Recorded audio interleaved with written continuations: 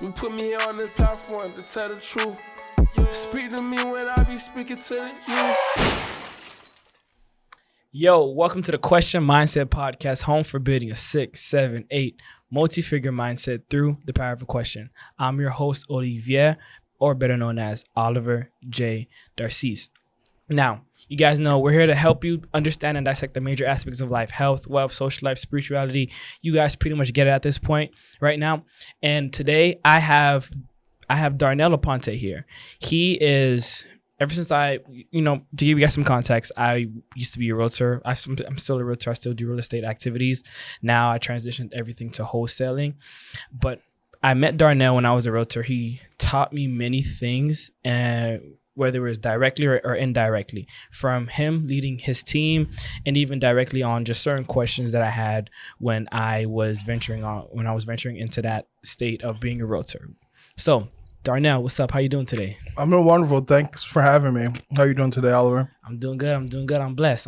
So how do you feel, coming out? I know it's kind of late. I know you had a long day today. I appreciate you coming out, though. I mean, I feel great. Every day's a long day, but it's not that bad when you like what you're doing. Amen. I like that. Now, I want to dive right into it. I started off differently every time, but today I want to start off with just 3 rapid fire questions just to give people some context as to who you are, kind of break the ice a little bit, and then we can get started from there, all right? Sure, let's do it. So the first question is favorite movie. Favorite movie, Catch Me If You Can. Catch Me If You Can? Yeah. Really? Yeah. Oh, it's not bad. It's up there. I mean, I have a few, but that and Wolf of Wall Street. Maybe I like Leonardo DiCaprio. Let me turn this off. Yeah, most people pick his movies for him as an actor because I ain't gonna lie, that guy can act. No, I like both of the concept of both movies. Oh, really? Yeah. Amen. Now, next question. I'm a foodie myself.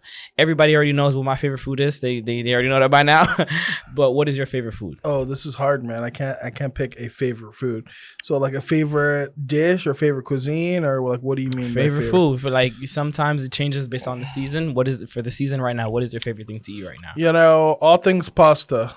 Pasta? Yeah. So like rasta pasta, spaghetti. Any which way. I mean, I ate some Haitian spaghetti like 3 days ago. That was fire. Amen. All types of pasta. That's not bad. So, and I'm gonna ask the same thing as far. Wait, you was gonna say something? No, I was just thinking. So yeah, so I want to ask this other thing. I know it kind of switches. Your favorite song? Favorite song, man. These are tough questions. Tough questions already. Favorite song? Yeah, because you can't really pick one.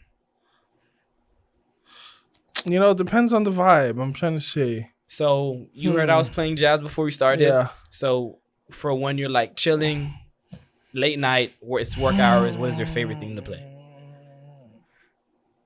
It could be work hours. It could be like if you're at home. Like if I'm working, I'm normally listening to some rap stuff. Like I have a playlist that I call my affirmations playlist, but it's just songs that make me like want to hustle and go do stuff. There's all types of stuff on there, from like that Bruno Mars song Billionaire to all the rap hardcore ratchet stuff. So like I would say one that really gets me going, and my favorite for the most part would probably be Nipsey Hussle, Hustle and Motivate. Okay. I recently learned this. I came across a song by him. I actually made a reel with it. It's really been resonating with me recently, and that's Perfect 10. Because it kind of has like this quote from when he was doing this interview, and with a little bit of how he raps and stuff like that, and how he motivates people. So that's not bad. Cool. So did you think about your childhood and any of these things, or did you kind of just like go based off of your feelings in the moment? My feelings in the moment, no thought of my childhood. Got you. And the reason why I asked this is because I want to get into, who you once was, so people can kind of see how you transition from your childhood, what you learned, your journey in that, to you becoming a business owner, leading a team of 2, 3, and I think you started hiring some more people, I hired 3 more people this week, so now we're a team of 6, 7, 6, 7, yeah. So when you was younger, did you ever see yourself, in real estate, or even just detaching real estate as a title, like in entrepreneurship and being an owner and being a business owner? Really? Yeah, always. I've always, my entire life, like since I was a kid. Really? I was always selling something. You know, so like even when it was like, you know, when you're in school and they have you selling stuff for fundraisers, like I would win oftentimes. Like I just got joy out of it. Even when it wasn't selling, like when they were like food giveaways or food drives, I should say, not giveaways. I wouldn't just like ask my parents or my grandma for stuff. Like I would go door to door with a cart and be like, hey, this is what we're doing. Would you like to donate? You know, so like my classroom would always win for just about any contest for the most part. Also, we were that classroom that always had the pizza parties and stuff. So you was hustling from the beginning. Like, yep. Did you see that from your parents or the person that was raising you? Like, where did that come from? Not at all. I come from a family of hard workers. Work really hard, you know, work for somebody else and work forever, retire, get a pension, and just live a life after that. And I knew that that's not what I wanted to do. You know, I wanted more.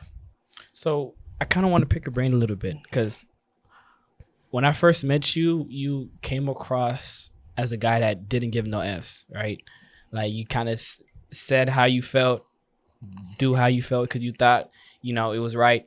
And it transitioned into how you do business and in that you became successful. So where did that come from? Did you have that same mindset, much like being an entrepreneur when you was younger, or did something happen where you just, you know what, I don't care anymore. I'm gonna just do what I think is right or do what makes me feel right. You know, I think I've always done my own thing, whatever felt right, and I wasn't like worried about what other people thought.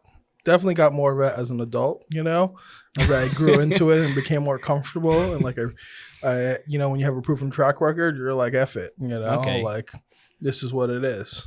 So what was the biggest, so since you carried that since you was younger, what was the biggest lesson you learned being an entrepreneur, selling crayons, selling whatever you were selling in those, you know, youthful days? There's a lot of lessons, man. It's hard to say what the biggest one was, but the biggest one I would say is always get everything in writing.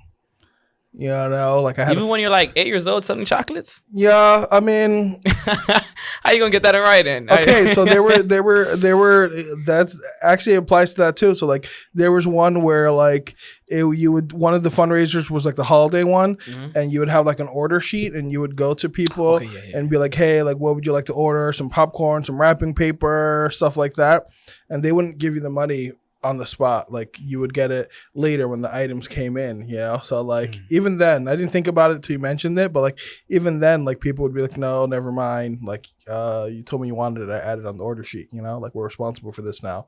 But just in general, because I had a family business for a while and stuff wasn't in writing and things got not so pretty. Oh, you had a family business? Yeah, so I would say just definitely always have everything in writing, especially in real estate. You know, I don't do anything verbal. I need that in writing. So do you mind if I get into that family business? A little bit, somewhat. Go for it. Let's see where this goes.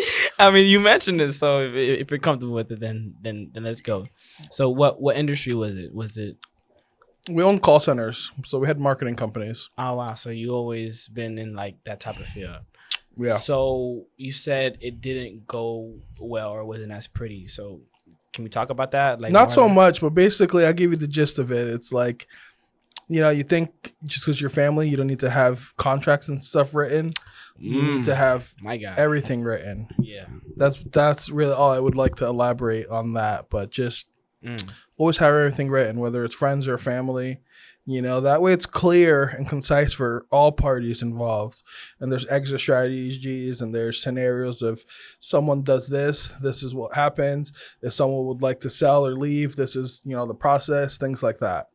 Who's responsible for what? Just like an operating agreement, for example. Okay. So much. Okay. Got you. Yeah. I actually just started taking that, you know, to take that serious. Yeah. Because, you know, I have my Question Mindset brand, I have my real estate brand, and it's to the point where I hired myself as an independent contractor within it. And I have roles as far as what my duties are.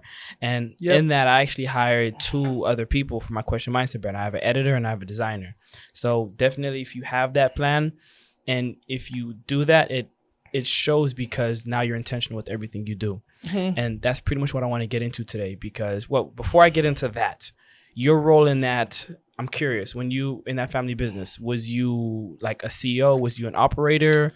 Like it depends. We went through different phases, but I was brought the idea to a family member that had some capital, you know, and I was young. How old are you? I'm 23. I just turned 23 in How old January. was I? Yeah, I was around that age, 23-ish, 24. Yeah. And I didn't want to be the face of the company. I wasn't super successful. I was successful, but like I didn't have the confidence. So I put that family member in and I made them the face of the company. But like it was my operation, it was my idea. I provided the contacts and whatnot. They were just like wow. the face, but nothing was in writing. God, so that's You know? where that's where things kind of Yeah, disconnected. So you're like, yeah, they're my family. They always got my back, right? Yeah. Not when there's Yeah. millions of dollars. Damn. Wow, that's a lot at stake. Yeah, I see. Yeah. I see. That when definitely I've seen that money does amplify somebody's personality. I used to think it was just like one of those things everybody says, but you can see somebody's integrity when that comes in the mix. For sure. Yeah. So I want to get into this because that's the reason why I asked is because most people want to lead and direct people, but they don't know where they're going for themselves, like in their own life. So what can you say to people, or what were some of the things that you had to learn for yourself where you was like, hey, you know what? I can lead people. I can hire a team. I can have employees. I can do this. I have the confidence. I created that plan.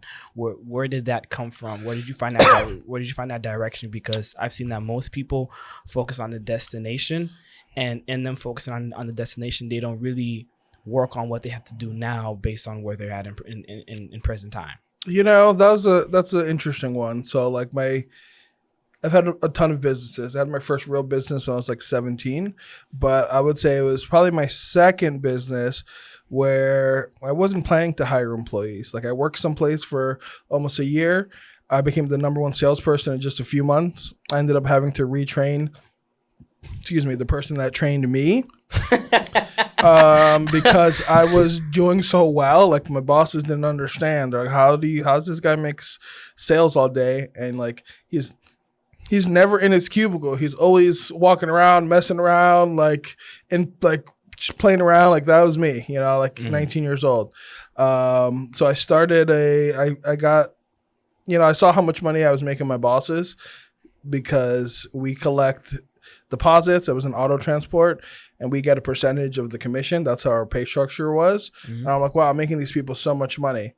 And I'm training the other people how to be like me. Like, why can't I just do this myself? So I figured it out. I had money saved up and I started with this, the same family member from the next business that didn't go well. And I literally started in the garage, just me and this other family member. And I worked 2 jobs basically. I was working all day till we got it off the ground. And I'm like, wow, I need more people to help with this. Like, this is going really well. So it wasn't like in the beginning I planned to do it. I thought I could just do it with 2 people, 3 people, like friends or family. And then that one grew to like 13, 14 employees in like a year. And I wasn't prepared to be a leader yet for that one. Really? I was like 20 years old, when we got our first office. And then my second company, I definitely was not prepared to be a leader. We had like maybe 20 something employees. And like, I was the boss that would, have drinks with the night shift crew. I was like 21, 22 at that point. Like I would make margaritas on Tuesdays, for Taco Tuesday, like while people were working. So like I was a kid, man. I never went to school. I didn't know any better. So I was not prepared to be a leader then, so I'm trying to think about when the transition happened. Like I'm still learning. I have a coach that helps me with that right now. It's just, you just got to do it. I feel like. Wow. So do you think most people aren't leaders because they just want all the time? Yeah, people just want stuff, or they wish and dream for stuff, but they don't put any effort into it. They just have big dreams, but they don't actually execute or try. They just like romanticize about the idea of these grand things, but then they never get anywhere. Wow. And why do you think? I'm a doer, so like I learn as I go, like I'm like, we'll figure it out. My superpower is my problem solving ability. You said that before. You said that many times. That's all I'm good at. I'm not necessarily smarter than anybody. I retain information well, but like I know that there's a solution for everything. And if you can't find a solution, you should be able to find someone that can help you find the solution. So you mentioned one of the qualities that makes a leader is somebody that just do. What else do you think makes a quality? What else? What in the leader? What other qualities should they have? I think you should definitely care about people for sure. You need to definitely care about the people in your world, in your circle, the people that you lead. That's probably number one for me, in my opinion. Like just be genuine and care, and then also try to figure out what motivates like your people. Like what are their goals, and always just try to grow and improve, and so that way the people around you, people underneath you, so to speak, have the ability to grow too. So like some of the businesses I had, there was no like upward mobility for people when I think about it at the time. It like, was just that position. That was it. Or like one position higher, maybe they were like the supervisor for the floor, or the night shift supervisor. But like we weren't cut. That wasn't my mindset to constantly grow and create opportunities. It was just to make money, But like in hindsight, if I would have created more opportunities and more personnel for certain tasks, like specialized tasks, like it probably would have grown even larger. I didn't have enough. I wasn't delegating enough. I didn't have enough responsibilities for people. So like it just comes down to also like, I believe like always growing and creating something bigger so the people with you could grow into stuff as well. So I have a question. Do you journal? I don't journal. Really? I don't, yeah. So what do you do to help give you a sense of direction on where you want to go? Whether it's in business, whether in life, whether in finances. I think about stuff and I write it down, and I may like have it in my notepad and stuff, but like I wouldn't say I journal per se. I don't consider myself much of a writer. Like I honestly don't even like paper. Like I will type stuff. Okay, that's not bad. So how do you keep things top of mind so you stay so ambitious in your career? How do I keep things top of mind so I stay ambitious in my career? Because what I've seen in myself lately, in businesses, just in general, because I'm creating my own journal for people. It was more like a performance journal because I saw the value in, journaling as consistently as I did before a couple months ago, because I kept my purpose top of mind. I kept my goals top of mind. I viewed them every day, and it kind of, had like a compound effect. But then once I stopped journaling to create my own, I've kind of seen that every now and then I would get into like this little, like say if I'm working on something right now and it gets complicated or overwhelming just for a brief moment, I get in like this little blank out stage where everything is just foggy. I don't feel like doing anything, but because I'm confused, I don't know which avenue to take. But I learned that I just need to just do. And journaling helped me maintain that mentality. What did you use to maintain that mentality after you wrote something down? So whenever you encounter those moments, you're not lost, you're not foggy. That's maybe I should try that, because I get like that sometimes and I'm like, I won't do anything. You can ask my coach. Yeah, man. Like I hate that. So my coach always tells me, Amanda Dahl, she'll be here next week if you want to. I'll go over that with you afterwards. Amen. But like, she's like, hey, you're not like my normal clients. You're probably the most special client because like there's nothing I can do to get you to do stuff. Like there's no pain points for you.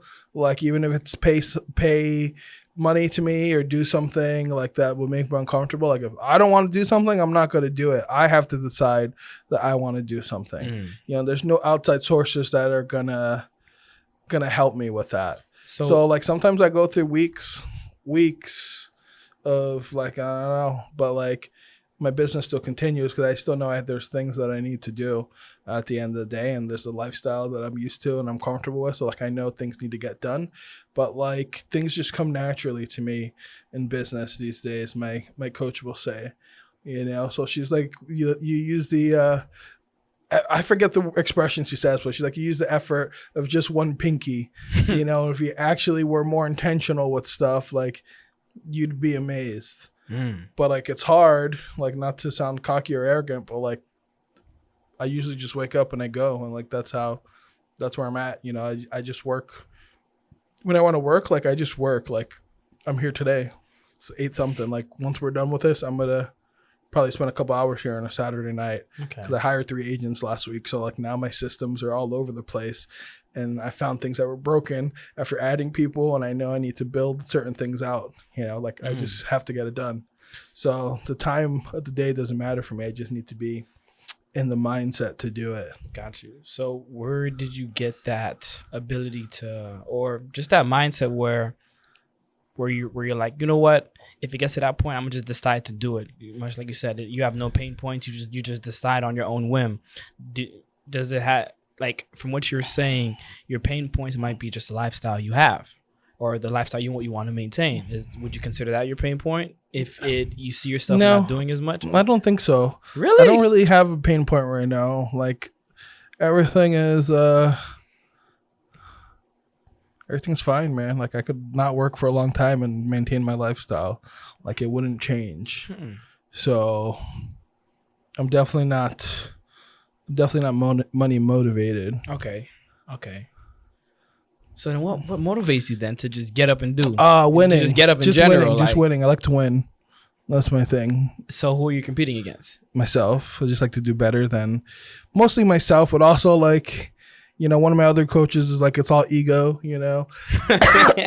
You know, I love being number one in anything or like top 3 in any category. I'm like, yeah, I did that. You know, how do we maintain this or be better?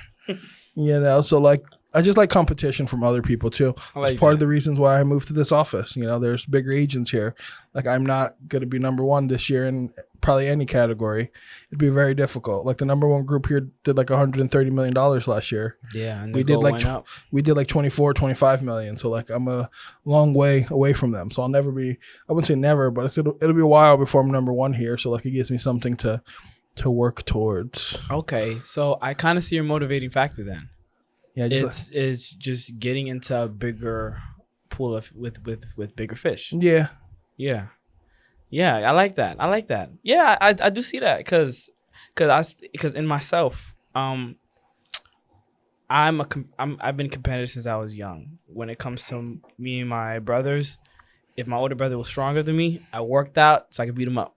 Yeah. When it comes to video games, I would play just to get better than everybody else, whether it happened just naturally, whether I just played more. And I've seen myself, you know, really competitive, but it really it really shows in things that I'm really interested in. Yeah. And much like with real estate, I would say I'm competitive, but my goal when I became a realtor was just to learn, just so I can be able to learn how to manage and organize my property portfolio. So now that I've grown in knowledge, I shifted that to now I want to work on syndicating money so I can just pool funds for bigger investments. But with being competitive, now that you're in this new space with bigger fish, what is one thing that's top of mind other than I need to just do more to pass these fish? It's not just doing more, it's also being more efficient with stuff, you know, and being able to do more in less time.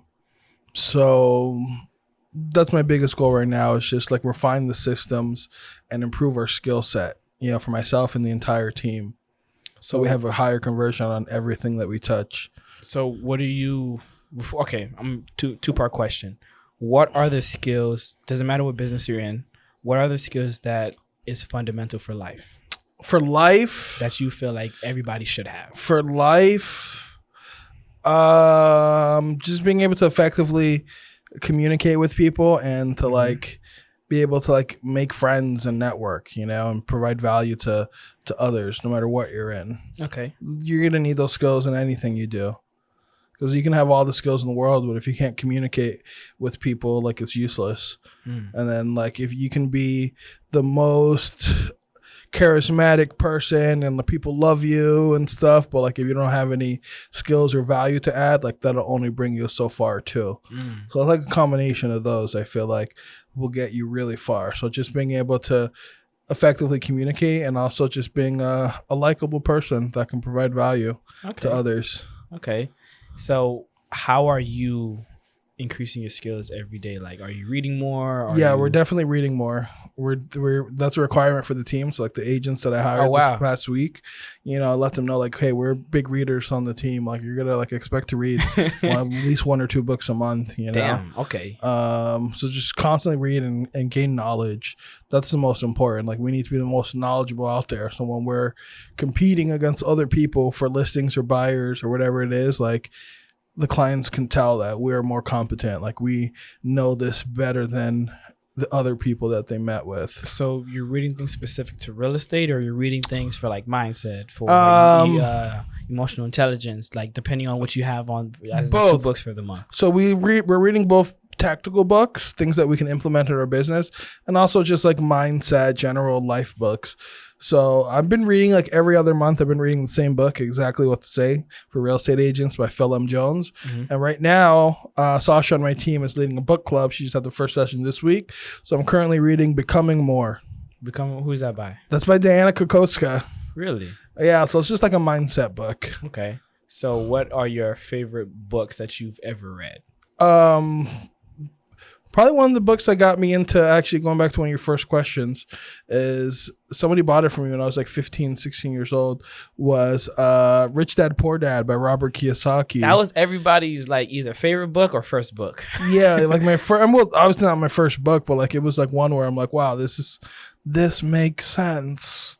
This makes a lot of sense. And he made it easy for everyone to understand. You know, Rich Dad Poor Dad. My rich dad thought this, my poor dad thought and did this. Yeah. That was the first book that I ever read that I was interested in reading outside of school. Yeah. Everything else was just curriculum, and I just spark notes everything. Yeah.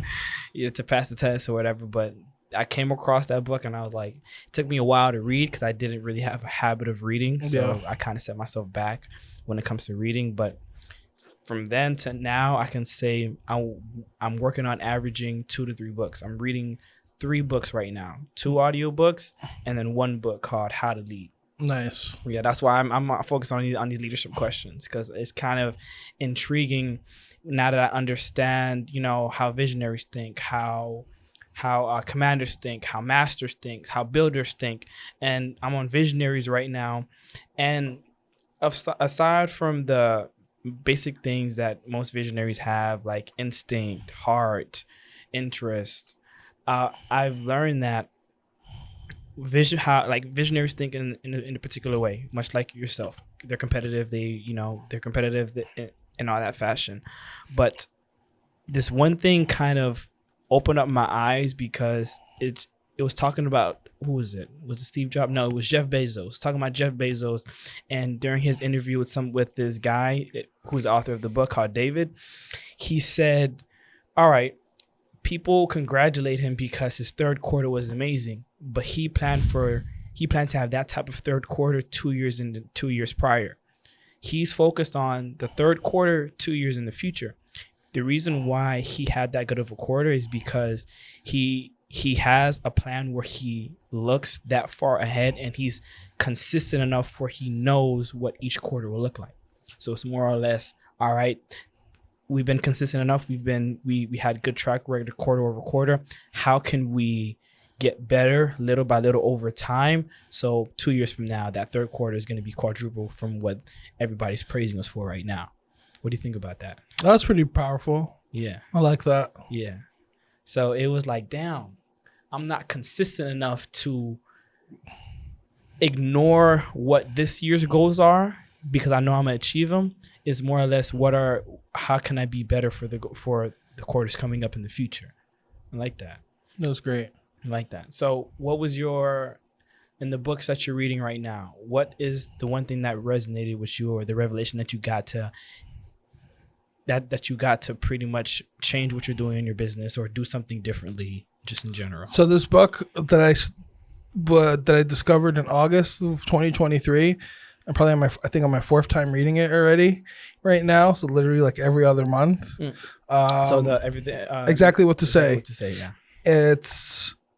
I've always felt this way, and like the people on my team will tell you, like, words are important, So like I always get people on my team and myself to like reword things or rephrase things or think about the delivery on stuff when dealing with clients in particular.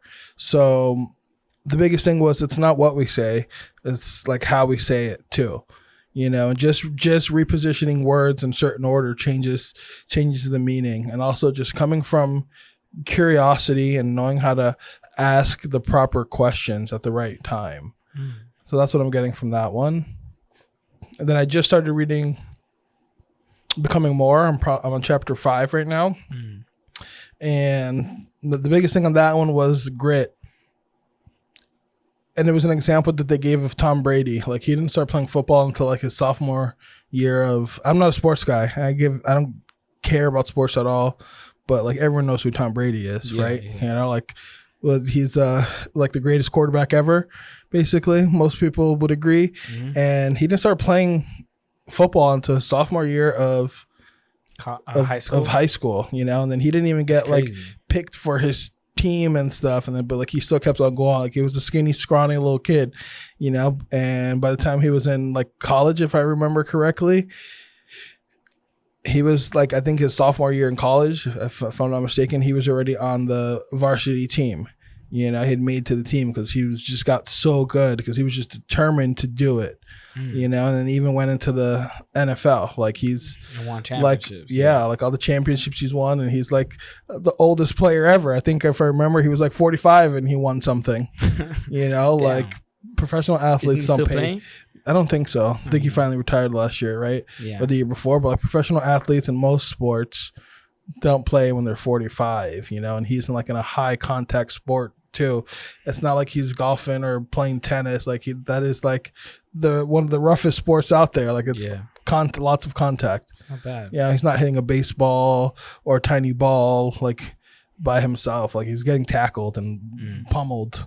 That's true. Grit. Gotta have that. And so he just had that in his mind. Like, he wanted to do it. He wanted to be the best, and he just worked hard. Kept on working at it. I like that. So I started reading that one honestly on Wednesday in preparation for the book club on Thursday. And that was already what I got from the first couple of chapters. So I just love her mindset thing. So how much chapters do you recommend people have if they want to start like their own book club? I'm not sure. This is really the first book club I've ever been a part of. I normally just read on my own when I want to read stuff. So it's cool to be a part of this discussion and have everyone go chapter by chapter and what they got out of it. And it was cool how like the person leading it had like a paper, and it had each chapter with like 2 or 3 things to write and what you got from each chapter. I'm like, well, that's cool. Okay. I feel like I might do one in the future. Okay. So are you more of a physical book or audiobook type of guy? Depends how I feel. Usually I'm an audiobook guy. But like, when I want to like really, really dive deep into something, like I will read at night before bed, like with a physical book. Okay. Sometimes I'll even, pretty much every audiobook I have, I also have the physical copy of it. I normally buy both at the same time. And sometimes I'll just read along with it. Or if I'm in the car, like I go through phases. Like I'll go through phases where for weeks I'm only listening to audiobooks or like reading stuff, and then I'll go weeks with not. So like I do just about everything in excess, and like I like do a lot of everything at one time, and then I'm like I stop. Gotcha. So like I'll read a bunch of books, like multiple books at the same time, and just absorb a bunch of content and information, and then. So just honestly depends on my vibe. Like I'm not like, okay, every day I'm going to read 10 pages or 20 minutes every day, gotcha. On my free time, or consume audiobooks, a half an hour on my walks every day. Like that's not me. I'm like, I really dive deep into anything that I decide to do it when I finally decide to do it. Okay, when you decide to do it, I like that. Yeah, I see that we're complete opposites in certain things, because like I'm more of that read 30 minutes a day, bare minimum. I've grown to love those when you maintain a certain habit for a certain amount of time, you kind of see the growth the longer you do it.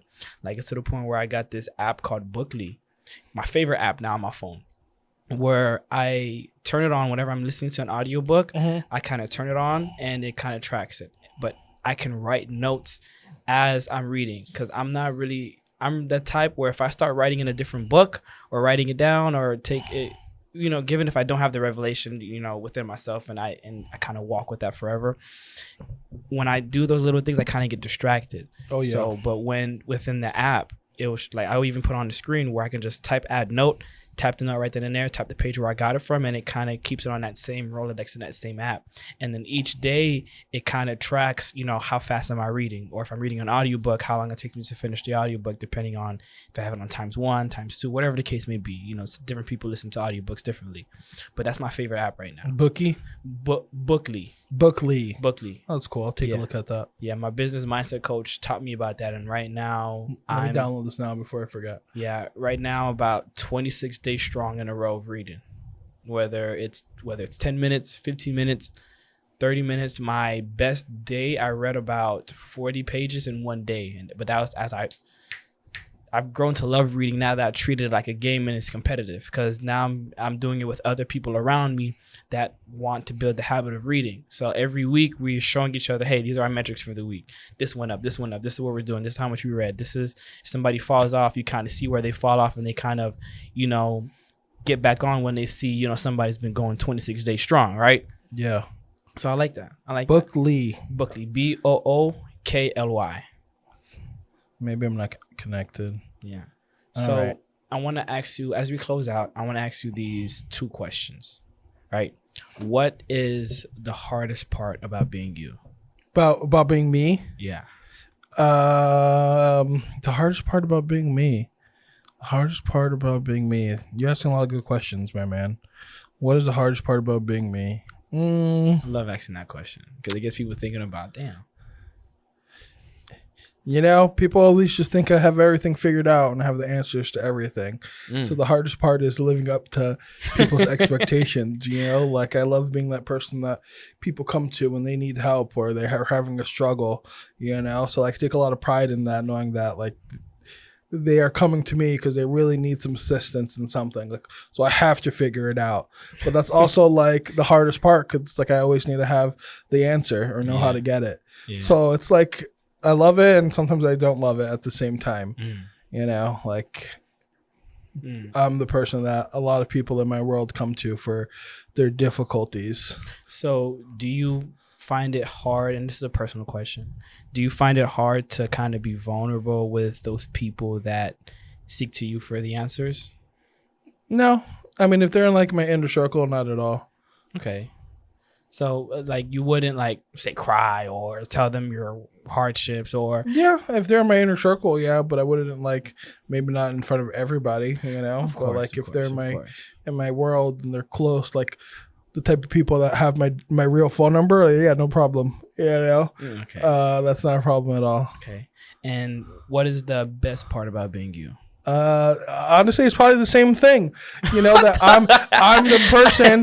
That's why I said it's tough. I love it, and I also don't like it at the same time. So the best part is that like people know that like I'm the person that gets stuff done. Like you need something done, you need something figured out. Like I generally for the most part am extremely positive. So like or realistic. Some people will say I might be pessimistic, but like I just say how it is, so yeah, I heard that part a lot. My thing is that like I always feel like it could be worse, like the people that talk to me or they tell me stuff, I'm like, it could be worse. Like it's really not that bad. We can figure this out.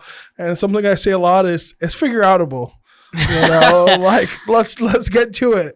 Like what's the issue? Yeah. So like it's honestly the most difficult part, but also the best part of being me, if that makes sense. Yeah, you just keeping it raw like that. Like I've heard a lot in different people where you're viewed as a pessimistic or person based on how you say things, when in reality, that's just how it is.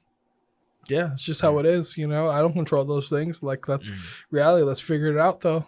Amen. So as we close out, I want you to give that one thing that resonates. Why are you looking like that? Now you got me thinking.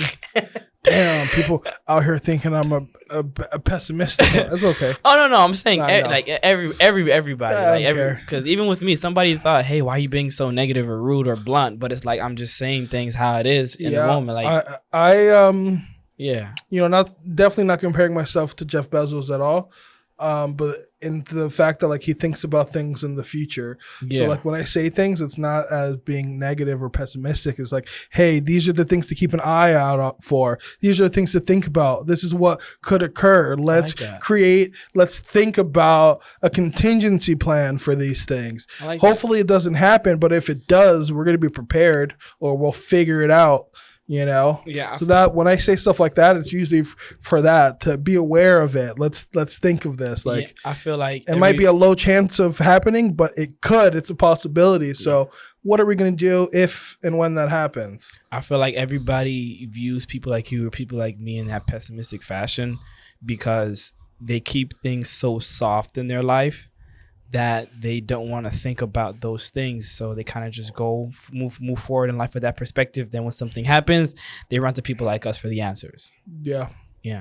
So that's why I'm always thinking about stuff, and that's what people, no matter how they might feel in a certain situation or moment, like I'm still the person that they come to for their issues, their questions. It's not bad. So as the guy I'm curious. I was gonna end off with a different question, but I want to ask this question. You gotta ask them all. So who do you run to, or who do you go to when you feel like you don't have the answers? If everybody comes to you, there's a couple of people. There's a couple of people, like we go to each other, so it's not like one-way streets for almost anybody. Like I'm not an expert at anything, you know. There's people I go to for certain things. So like the main people are gonna probably be one of my best friends, Jency. He's like one of the smartest people I know. I hope that person comes on the podcast one of these days. He's a business owner too. Okay. Has a very large business. Okay. Also started like in a garage closet type of thing, you know, and has this massive organization with many offices across the country now. He's like 2 years younger than me. That's not bad. Him, my coach Amanda, probably one of my other close friends, Tara. She's a realtor too. Those are usually the people I go to for stuff, you know, when I have stuff that I need to figure out. Probably those three might be the main people. So out of all the advice you've gotten from them, from other people, from books, from lessons in life, what is that one thing that you want to make sure somebody has within their heart to move them forward in life, to get to that next step of growth? You know, you always ask tough questions, man. I would say just like have the mindset of a student always. That's what I would say you need to have like within you, like always constantly be on the search for more knowledge.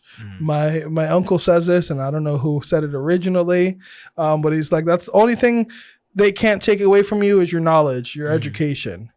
You know, so everything else could be taken from us, but like they can't take what's inside our mind. Amen. So just have that. Just always have like a curious mind, and you're gonna, no matter what you're doing, no matter what profession or industry you're in, like if you always have an open mind and you're always seeking information and learning, then you'll be fine. Amen. I like that. I like all the answers you came with today. So how would some people reach out to you or find out what you're doing or what you're working on? The easiest way to get a hold of me and to see what I'm doing, it's going to be Instagram. On the Instagrams, Darnizzle, DARNIZZLE. Amen. So at the end of the day, my name is Olivier J. Darcis. I'm with my man Darnell. We're here helping you do the do to do life well. Peace.